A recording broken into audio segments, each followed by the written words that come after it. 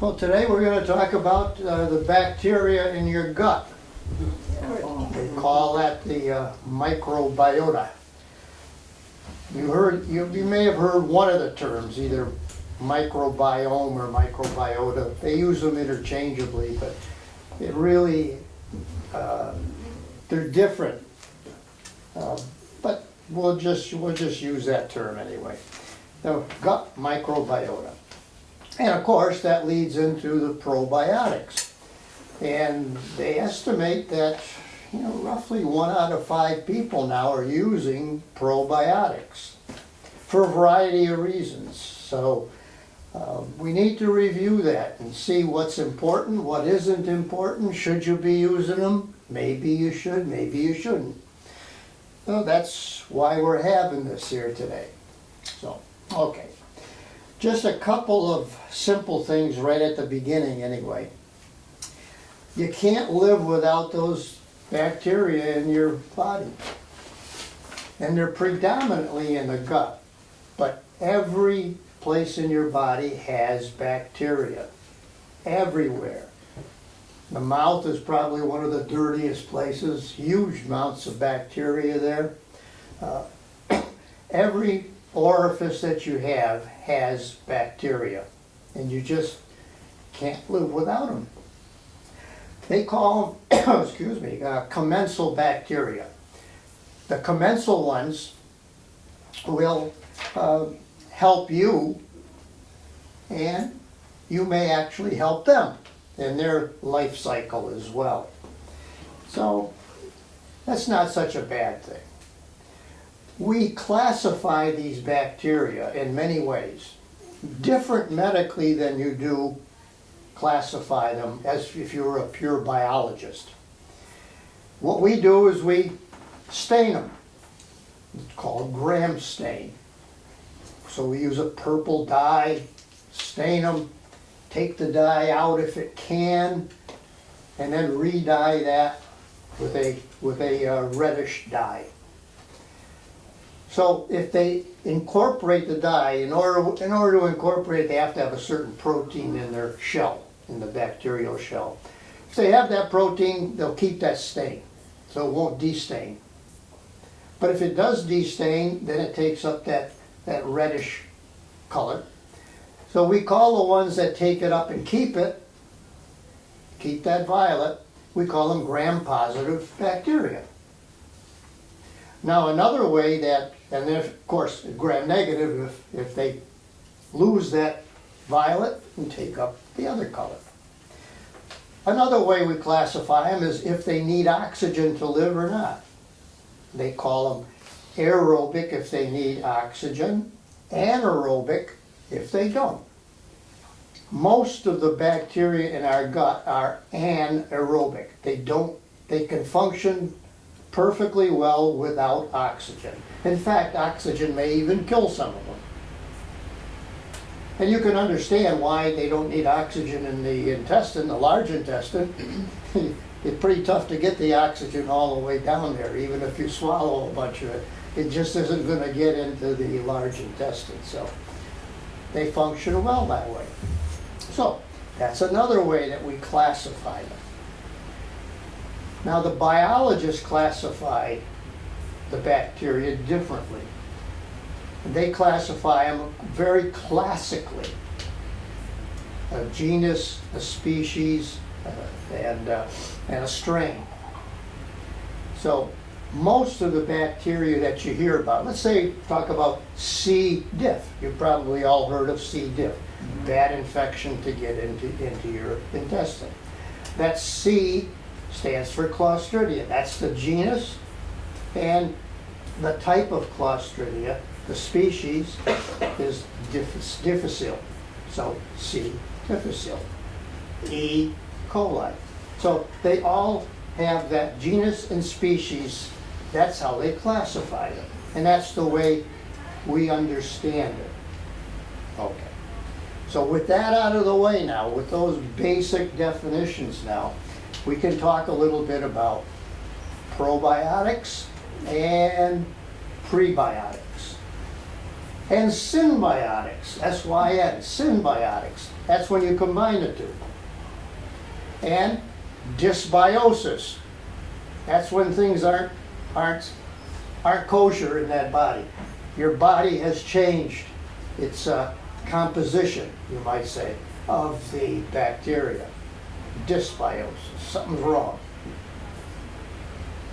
There's also, I should mention before we go ahead, there's another way of looking at it. Excuse me. I shouldn't have had that thing to eat in the car. Okay. In fact, that's what I'm going to do. I don't like to cough all over people, even though I did test negative yesterday. I do it every week before I come to the exercise class and all, just to be sure. Even though I have no symptoms, I test. Okay. So, we also have pathologic bacteria. These are the bad actors, like the C. diff. That would be a pathologic bacteria that we have. We have a lot of bacteria in the gut. They estimate roughly 5-6 trillion. If you can imagine, that's almost like our budget, you know, our 5-6 trillion, almost our deficit, for God's sakes, in the country. But 5 to 6 trillion, roughly about 3 good pounds of poop. That's basically what it is. That's what it amounts to, a large number of bacteria. And almost all of them are anaerobic, as I mentioned. 99% are anaerobic in the colon, the large intestine. Okay, so that's enough for definitions now. So we got to get on with what we're talking about here. Probiotics. That actually came on the market very, very early. We even mentioned, even in the Bible, for God's sakes, they were feeding people fermented milk. Well, why fermented? Well, because that's what is producing a lot of these bacteria, is the ferment. And so fermented milk was a treatment for diarrhea, nausea, vomiting, all this stuff way back before Christ. So fermented foods have always been out in the diet, even though they don't necessarily taste as good. I don't know if maybe you like sauerkraut, maybe you like kombucha, maybe you like some of those things that are, I know you'd all love yogurt, I'm sure. But remember, if you don't get the reinforced yogurt, you're not getting a lot of bacteria in there anyway. But it does taste good, I guess, and gives you some sugar calories. Not necessarily the best calories to get, but gives you sugar calories. Okay. But let's go on. The type of bacteria that are in probiotics there's so many different preparations on the market now, hundreds of them. And roughly about 5 or 6 companies in the world that produce a lot of the probiotics. But they produce them, if you go on one line, there may be a dozen different varieties of probiotics that one line is producing, that manufacturer is producing. They're producing it for general use, producing it for pregnant women, producing it for women. Some say they're producing it for men, which is BS. And some say they're producing it for the elderly, more BS. Why are they getting specific like that? Money. Money. If they had just one line, they probably wouldn't be selling half the stuff they're selling. So why is it that they can specify that this is for women, this is for men, which is, like I said, nonsense, but for the elderly?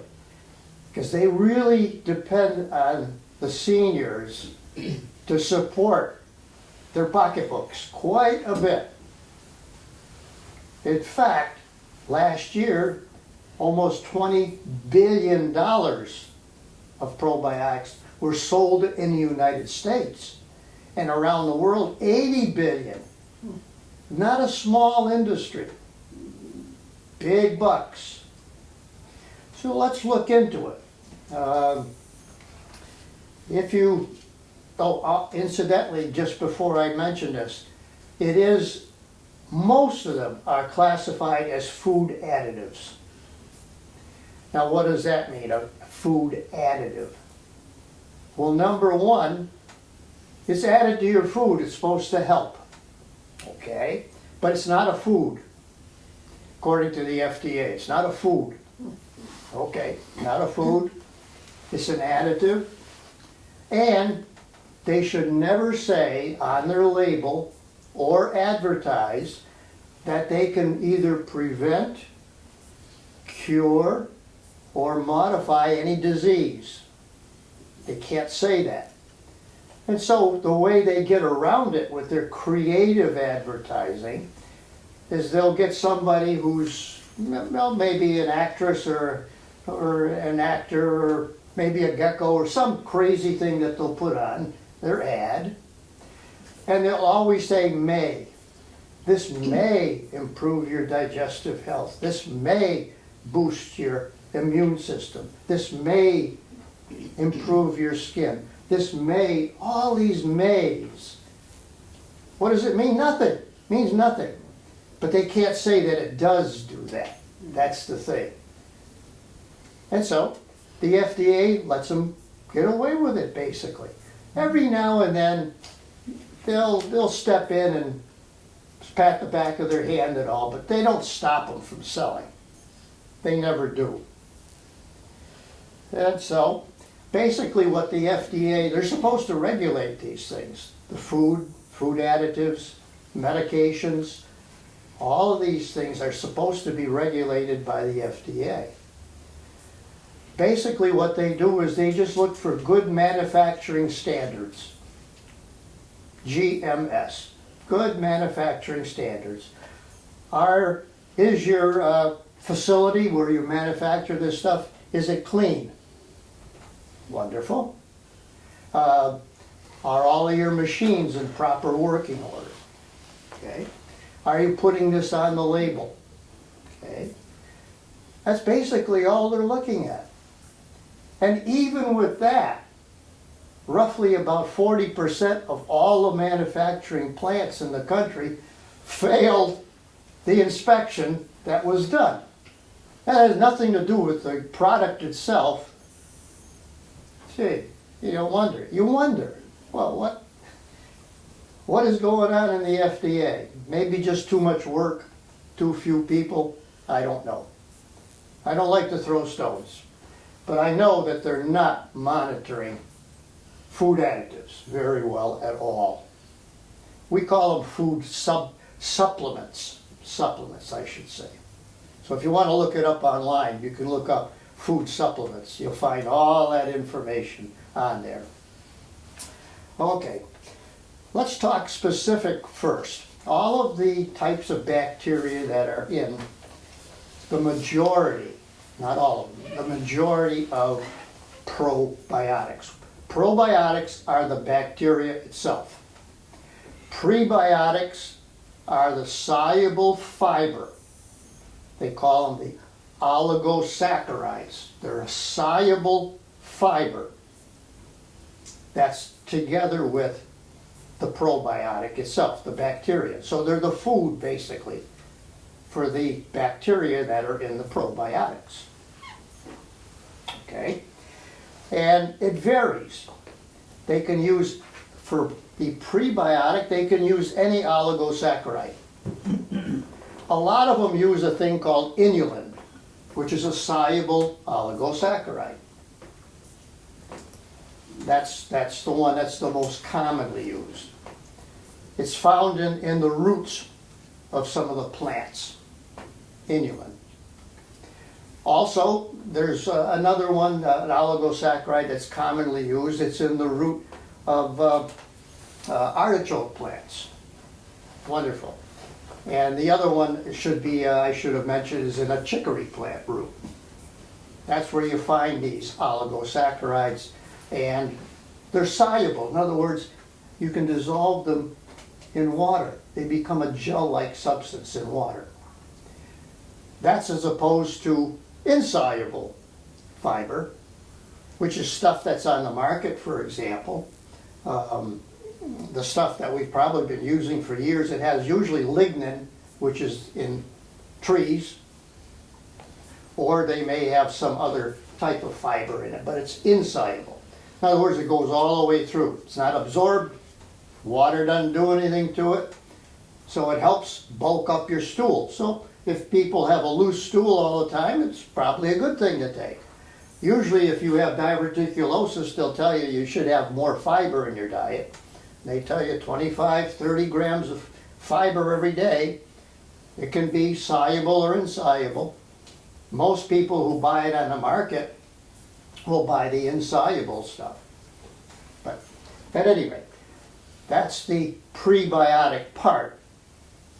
So that makes most of the preparations synbiotic, right? S-Y-N, synbiotic.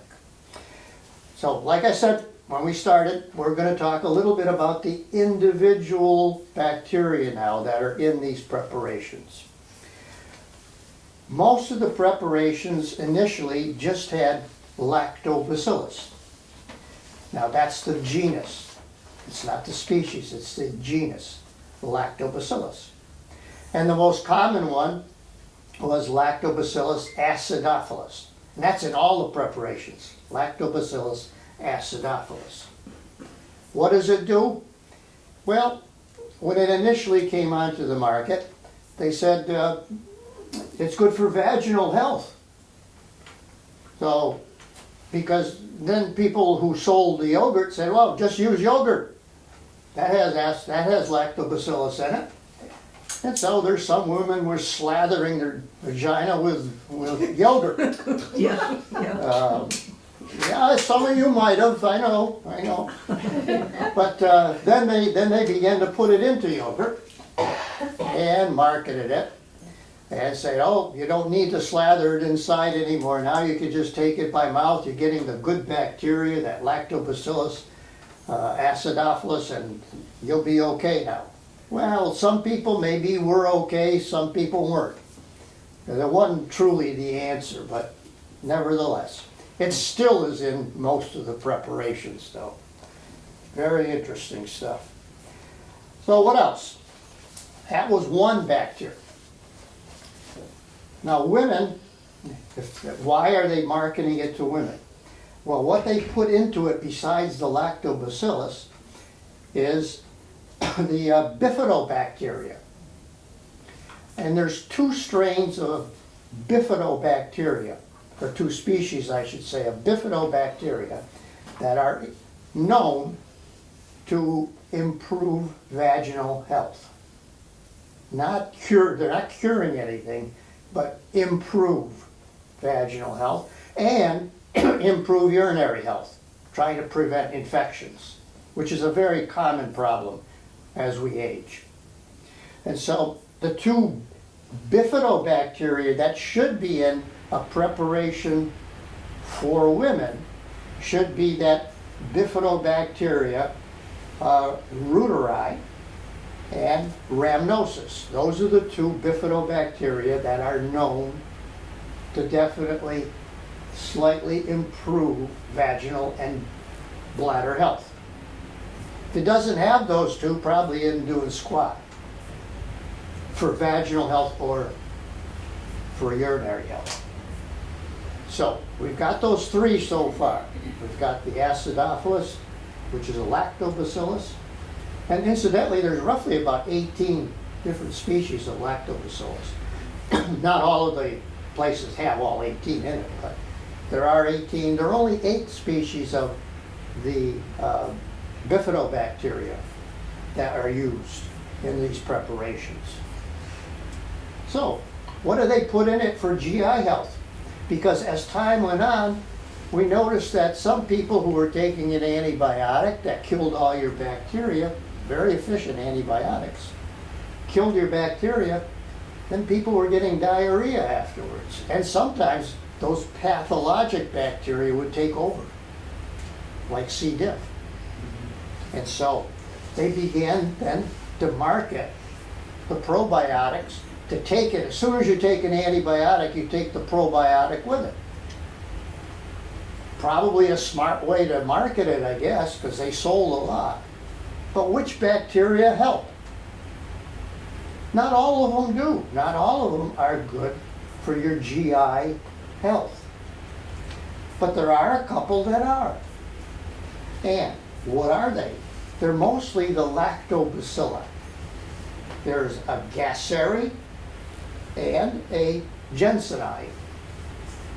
So there's actually three of the Lactobacilli that are known to be good to prevent diarrhea after you take an antibiotic. And there's one more thing that also helps. It's not a bacteria, it's a fungus, Saccharomyces. That should be in that preparation if you're taking it for prevention of diarrhea from an antibiotic. So now we got 4 things that help the GI tract. We've got 3 things that help the women. What about the men's stuff now? Like I said, it's all nonsense because there are no bacteria specifically to improve men's health. None. And so you look at the preparations that are for men, and they don't contain the bacteria. They contain a whole bunch of these preparations that have been out on the market for decades. A lot of plants that are used in different cultures and all, but they don't really help very much at all. They don't help at all, like saw palmetto, all that sort of stuff. They're not bacteria, but they're marketed as a probiotic, which is ridiculous. Maybe they'll throw in one bacteria just to make it a probiotic. So don't buy anything that says it's for men. It's ridiculous. Okay. Now what about for the elderly? What do they emphasize for the elderly? Well, they emphasize the fact that your immune system is getting a little bit rusty now. It's getting going downhill. We don't have the immune response we used to have. And so some of the bacteria are known to enhance your immune system. And so that's what they're putting into the elder preparations. Do you need them? Well, there's no proof that they help. And I mean good scientific proof. You know, like Dr. Fauci says, he never says anything except, I got to get the data first, and then we'll talk about it. Well, that's the approach that they take. Our government takes. It didn't before, but it is now. They've got to have that data now. But there's no data that proves that it improves the immune system. So what do these things, what do they do? What's the value of taking a probiotic? Well, let's see what they're advertising first. And we'll talk about all of the things they are advertising and the things that they actually do. Okay. First of all, remember that these bacteria work by fermenting all of the undigested carbohydrates that go through that you eat, that go on through your intestinal tract. Just because you eat a starchy food now doesn't mean that it's necessarily readily absorbed in your body. Something has to work at it. Something has to ferment it. And it's those bacteria that ferment undigested carbohydrates or starches or whatever. So that's how they work. And what do they make out of that? After they ferment it, they make short string fatty acids. Now you all know, you've all heard about glucose. Glucose is basic for your energy in the body. Everything seems to get converted into glucose because glucose is sort of the fuel in your body to give you some energy, produce that ATP, give you that energy. And so, fatty acids now that are converted, they're converted into fatty acids, all these undigested carbohydrates, the bacteria ferment them, produce fatty acids. Fatty acids then get stored in the fat, because they're fat, basically. Fatty acids belong in the fat family. They get stored in your fat. And so let's say when your glucose runs out, say you don't feel well, you're not eating well, you're not getting carbs, and you're using the basic storage of your own glucose. Where did the other glucose come from? From those fatty acids, because our body has the ability to convert the fatty acids into glucose. So it's a good way to store large amounts of potential energy in your body. So it's a good thing. So that's one good thing that the bacteria are doing. They're making fatty acids which can then be used to create glucose later. So that's a good thing. What else do they do? Well, they do produce, some of the bacteria produce vitamins, like vitamin B's, vitamin K, all these things. You don't really know about vitamin K unless you're unfortunate enough to be taking Coumadin, because the vitamin K then would make you clot a little too much. You don't want to take too much vitamin K in, so you got to restrict all those dark green vegetables and stuff. You don't want to make it make your blood thicker. You want to have that Coumadin work. So vitamin K, they make vitamin K as well. They also help to keep the levels of pathologic bacteria down. So the C. diff that's in your body, we all have C. diff in our colon. Why isn't it always firing up and giving you diarrhea?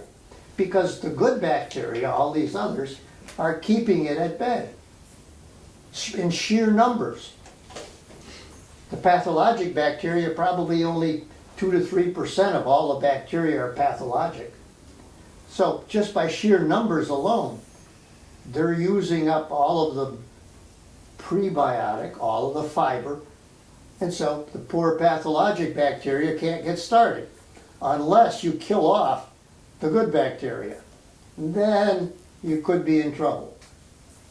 Okay, so they're fighting the pathologic bacteria all the time. They also, we'll talk a little bit about the immune system.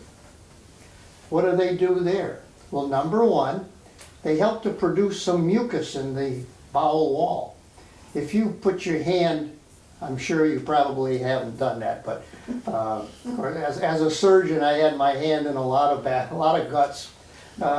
There's a kind of a mucus shield over the intestinal lining on the inside. It's a mucus shield. Where did it come from? It's produced by the bacteria that are, the good bacteria that are in the gut. They stimulate the production of mucus from the goblet cells that are in.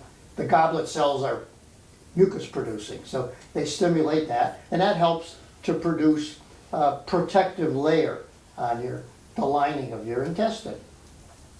They also improve some of the drainage that comes out of the intestine itself, which is part of the immune system as well. So those are two beneficial things that the bacteria do. So it enhances the immune system. Also, it can produce a little bit of immunoglobulin, immunoglobulin A. Not a lot, but some. Obviously, any amount that they produce is a good thing. Okay, that's a good thing. What else do they do? Well, they produce serotonin. Serotonin is one of those happy hormones, they call it. Usually about 80% of the serotonin in your body is produced by those good bacteria in your gut. And that serotonin gets into your bloodstream, and it can cross into the brain barrier as well, cross into the brain. And serotonin has an effect on some of the brain cells as well. in terms of sleep, in terms of feeling happy generally. So serotonin is an important thing that they do. They also metabolize over 30 drugs that you can potentially take in your body, prescription drugs. That's not a bad number. So they help to metabolize those as well. So those are all the good things that these bacteria then, the good bacteria, can do in the body. What are the bad things? Are there any bad side effects from taking these things? Well, you could have an allergic reaction. Not necessarily to the bacteria, because you also have the probiotic in there, inulin, whatever it may be, any of the oligosaccharides. There may be some additives. Always read your label. What are the additives that are in there? Some of the places that are not as reputable, the manufacturers that are not as reputable, may have a whole bunch of different additives that they've put in. Read the label. Always read the label. They're supposed to have everything, every ingredient that's in there. Now, they may or may not. Like I said, when they finally got looked at by the FDA, a whole 47% didn't even pass the basic inspection. Just the sanity. Was there any contaminant in any of the product? And was the label correct? And how you make your ads. What you're adding, or what you're saying that this product will do. So that's a fairly sizable number, actually. So any other risks besides allergies? Well, there may be contaminants. Now, what kind of contaminants could be in a probiotic? Well, how do they make the probiotics? They make them just like they did back in the biblical times. They ferment milk, gives them the lactobacillus. They can ferment other foods, get the bacteria from there. Or they can just get their stock bacteria from poop. Remember, we use poop. If somebody gets a bad case of C. diff, for example, in a hospital, and they can't cure it with antibiotics, they may actually put a little tube up the rectum and instill poop that has good bacteria in it. I know it sounds gross, but that is a treatment. Wow. It is a treatment. Interesting. Okay. Where do they get that from? I don't even want to know. Now, I have given blood to a patient before because they needed it and there was nobody else around, but I don't know if I'd give them poop. Okay, well, we're getting off the subject here. So you can get contaminants into these preparations as well. The one thing that does worry some of the biologists is that every one of these bacteria have RNA and DNA, just like the viruses. They have RNA, they may have DNA. There are DNA viruses, RNA viruses. But they all have either RNA or DNA, or both. What if we introduce a bacteria that has an unusual DNA? What's going to happen? Well, we're not sure. So that is a worry that some of the biologists have. So those are the potential risks. Now, if you listen to the FDA, they have only very specific indications for using probiotics. Bacterial vaginal infections. That's definite indication. But remember, it's only those 3 particular bacteria that should be in the prep that you're going to treat. I'm sorry, 4, because we have the 3 bacteria and the 1 fungus, that's Saccharomyces. So if you've got all 4, you got a good shot at helping that infection. So bacterial vaginosis, infectious diarrhea. They're using it too for irritable bowel. Now, there are different types of irritable bowel. Some produce a lot of diarrhea, some don't. And that's the way they classify these things. Irritable bowel diarrhea, so IBD, or irritable bowel, just IB. So if you have diarrhea, you're in the IBD class.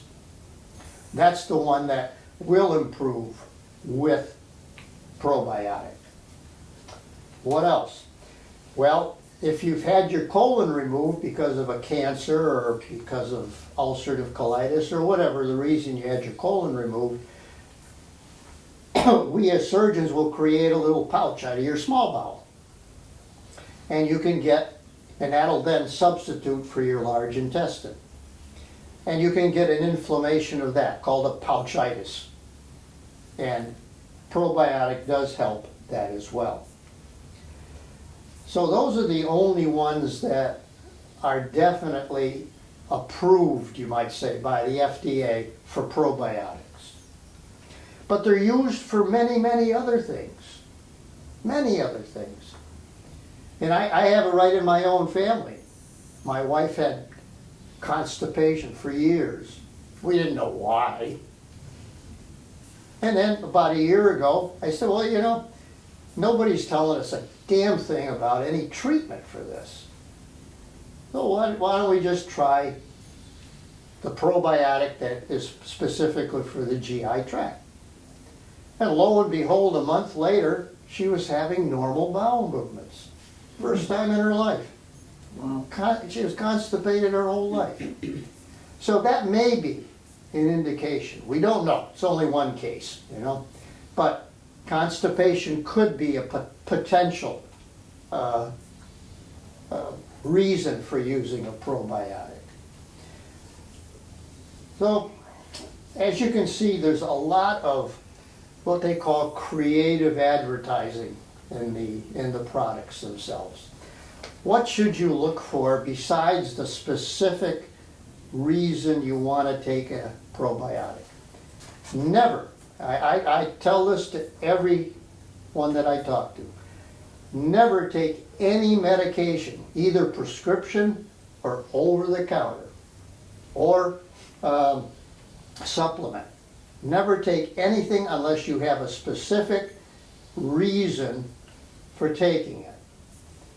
Why? Because if you take it, you don't know if it's doing you any good or not. And that's a large number of the people who are using these things are simply taking them. Well, to improve my immune system. Well, how do you know it's doing that? I don't know. Haven't had a cold in a while. Yeah, well, okay, maybe it's helping. Yeah, so always have a specific reason for taking any medicine. Now a follow-up of that, a corollary of that, every year when you go for your annual physical, and you should get it, at our age, you get your damn physical every year. Do you know, I have to tell you this, do you know that now you can have a wellness physical or a regular physical? And if you have Medicare, Part A, Part B, Medicare, they will cover the wellness physical, but they won't cover the regular physical. So when you do book your physical, tell them I want a wellness physical. Unless you have a very specific problem. Like if you have a cardiac problem or something, or a respiratory problem, yeah, you get your regular physical. You know, but just to tell you a little bit about that, it's kind of, it's semantics. I know it's just semantics, but It's interesting. makes a big difference in the cost, you know. So what do you look for? Besides those particular bacteria for the reason you're taking the thing. You want to have a specific large number of bacteria. They call them colony-forming units, CFU. What that means is that any bacteria that's alive can produce a little colony of bacteria. If they're not alive, they can't produce a colony of bacteria. So they use the term colony-forming units. You'll see on the market that they all have a certain number of them. They started out with, say, a few 100 million bacteria in this preparation. Then they got into the billions.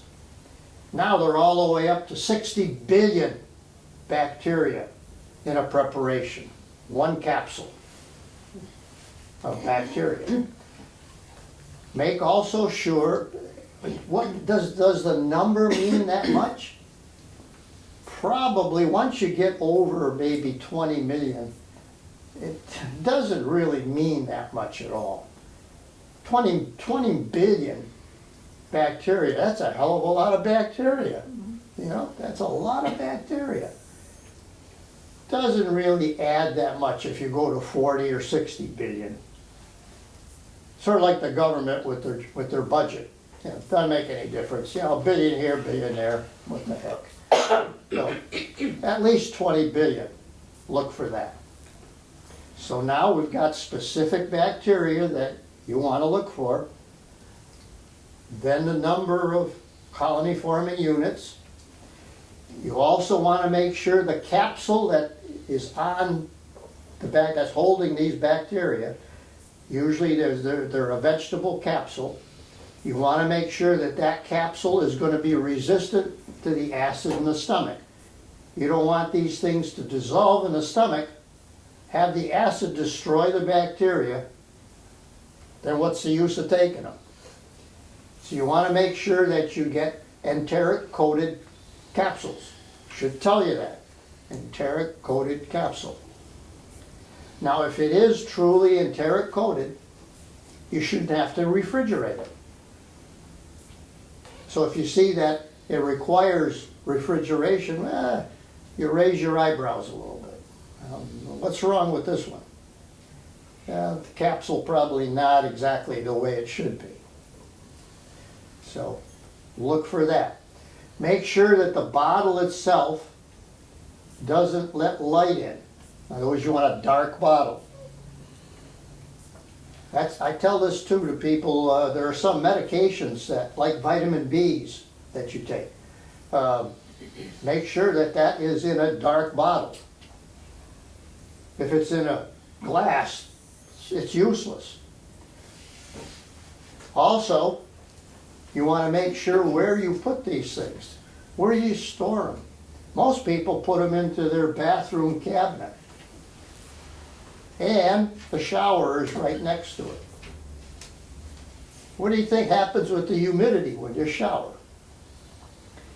It should be in a dark, cool place with low humidity.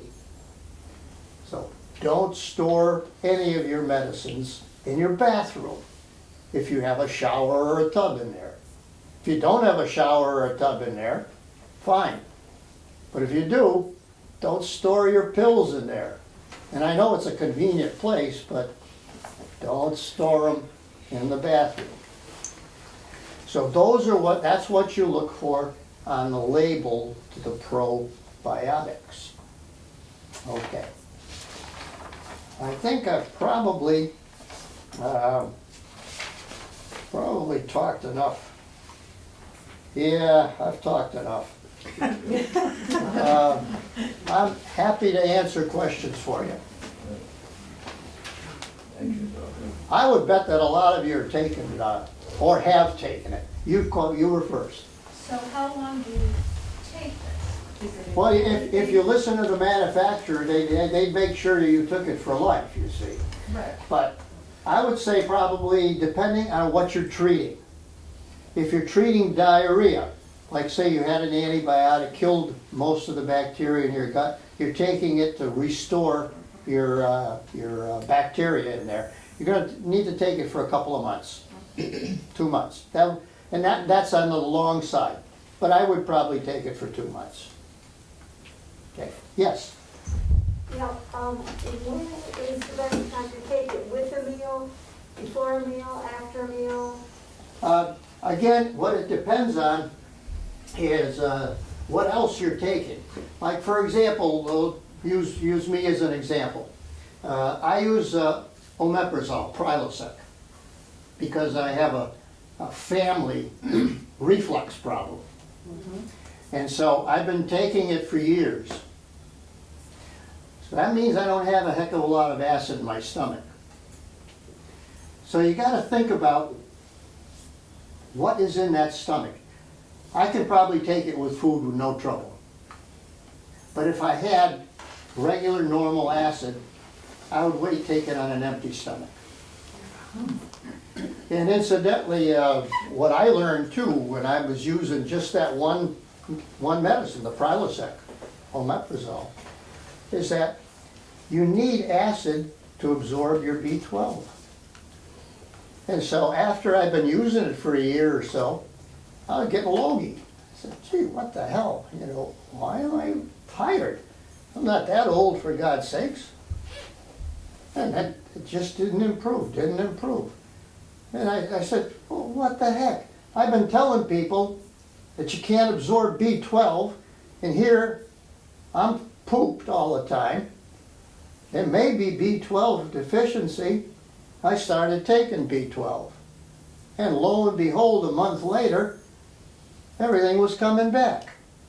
So you got to make sure that you review every time you go for your physical. Every time.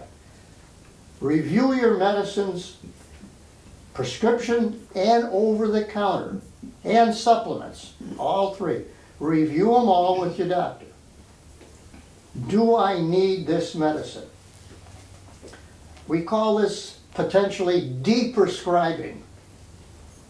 Doctors don't like to de-prescribe. Once they prescribe it, it's for life, basically, you know? Unless it's an antibiotic or something like that. But you may ask, should I continue to take this or not? The fewer medicines you have to take, the better off you are in general. A lot of the problems that we're treating, we're creating new problems. So what do? You take another medicine to take care of the problem. And that one gives you one little side effect, so you take a medicine to help that side effect. And all of a sudden, you're taking 5, 6 different things. True. You know, make sure every time you go, review your medicines with the doctor.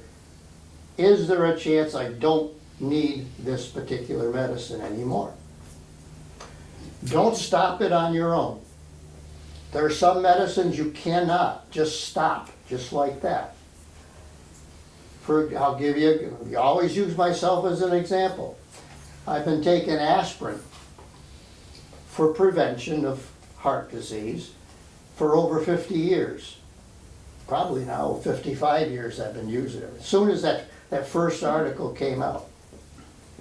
And so, here I hit 80 and I'm there getting my physical done, and my doctor said, well, we need to talk about the aspirin. I said, well, you can talk about it.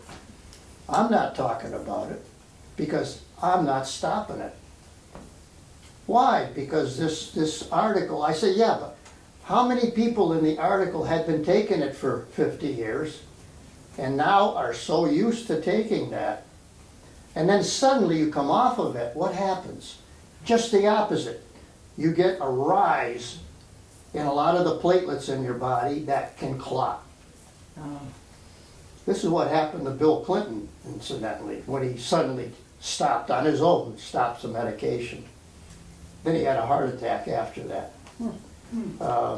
So you got to review your medicines and don't just stop them yourself. Always stop it with advice, good advice from your doctor. And make sure you tell them how long you've been taking this thing. Always make sure you tell them that. Okay, yes?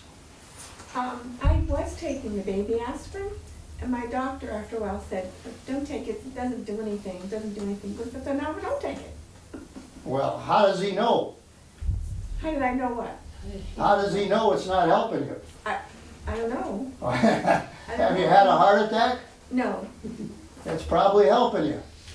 no, but I'm not taking it And now. have you ever bled? No. Okay. Because that's the one complication Oh, of I should taking say aspirin that. is I a do bleed. get hemorrhaging nosebleeds. Mhm. I don't know whether that is why. Well, good luck.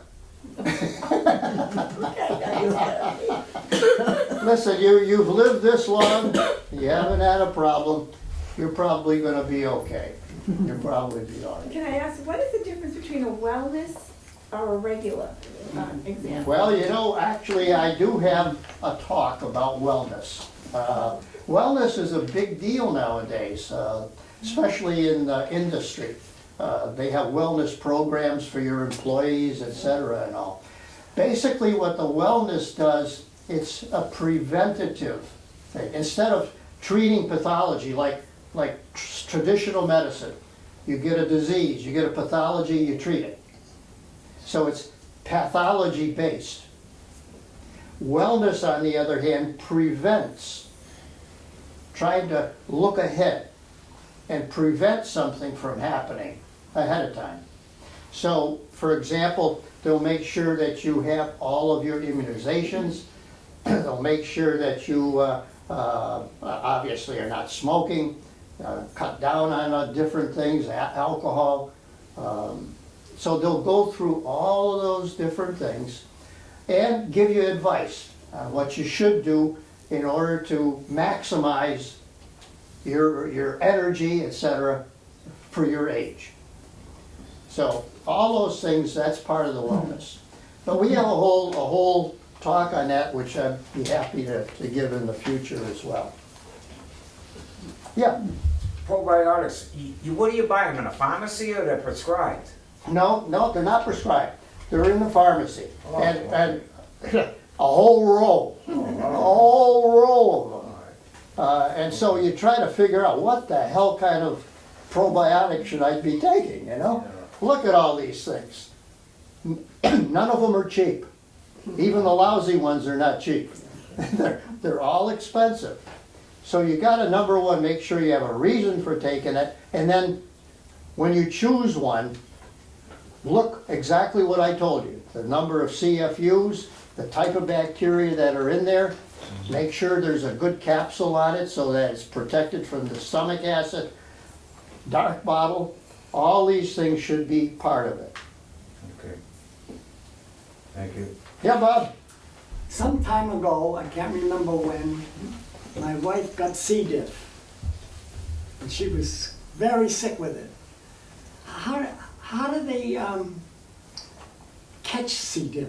And Well, it's in your body. We all have it in our gut. It's in our gut. It's in yours, it's in mine. And it may be elsewhere, not necessarily just in the gut. Could be in other parts of your body. So it's because she had something that knocked off a lot of her good bacteria. And so then the pathologic bacteria like C. diff took over. So it's something that was there already. could she have gotten it from the hospital? Sure, you can, it is transmissible, but it's transmissible not like the virus is respiratory. Transmissible hand to hand, contact. Somebody touched maybe linen or something on somebody who had it, touched her linen, she got it, put her hand on that, Yeah. put her hand in her mouth, whatever. It doesn't take a lot when you don't have good bacteria in your body. Can you tell me what they had me have her take for it? Well, they probably put her on Vancomycin. Sometimes they use a combination, maybe Vancomycin, but that's usually what they wind up. Sometimes 2-3 courses of it. Yeah. But that took it away. Well, thank God. Thank God, she was so sick, she wanted to cry. Oh, yeah. Yeah. Okay, we're right on time. Yep. I may be late, but at least we ended right on time. Thank you. Yes, What about a chewable probiotic? You recommend that or no? the what? Chewable? Chewable, sure. Oh, all right. Since I have trouble swallowing pills, so Mhm. I can get it in chewable like it, oh, okay. Yeah. But again, same, look at the bacteria, make sure you're getting the right stuff. Okay. And I would take your chewables not with a meal. Don't take it with a meal. Okay. Would be eating sauerkraut just as well as just as good as a probiotic or a prebiotic. I'm sorry, I couldn't hear you. If you eat sauerkraut, Yeah, good stuff. yeah. All the fermented foods that are on the market, like sauerkraut, for example, kimchi, kombucha, all these different, they'll ferment just about anything, but the kimchi ferments as well. Wine and beer are fermented, but they're not as good because they kill off the bacteria before they put it in the bottle. But all of the different fermented foods that are on the market are good. Like I said, they're maybe not as tasty as some of the other stuff, but they're good for you. Thank you. Okay, very good.